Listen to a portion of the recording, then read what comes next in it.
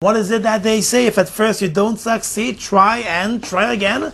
Well, the government moved to the National Assembly today with supplementary budget papers seeking some of that money that the opposition cut from the budget. The administration is seeking the opposition's support.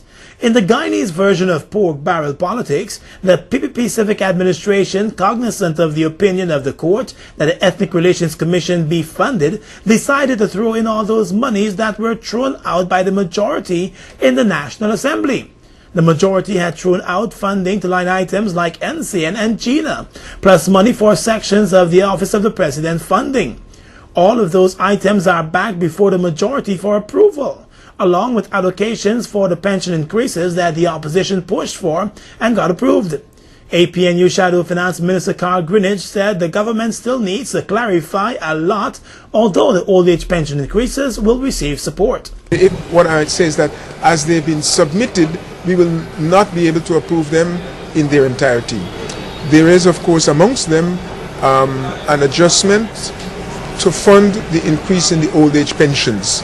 That is the one that we can say unambiguously or unequivocally that we will support.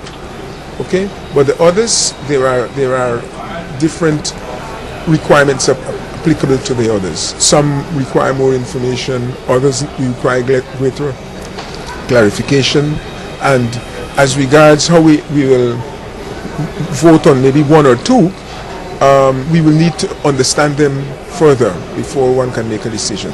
The budgetary cuts have been a bone of contention for a while as both the minority government and the majority in the National Assembly haggled over who can cut what. The matter reached the High Court that essentially indicated that it was really a matter to be solved within the National Assembly. The court was of the opinion that the majority has to approve or disapprove the budget and could not cut line items. The issue will come up for debate in the National Assembly next week. This is your Thursday edition of Capital News. We'll be back in just a moment.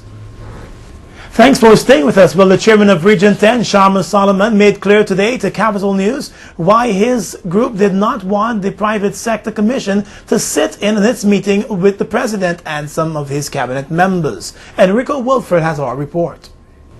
2 new magistrates were sworn into office today, as we hear in this report from Royston Drakes.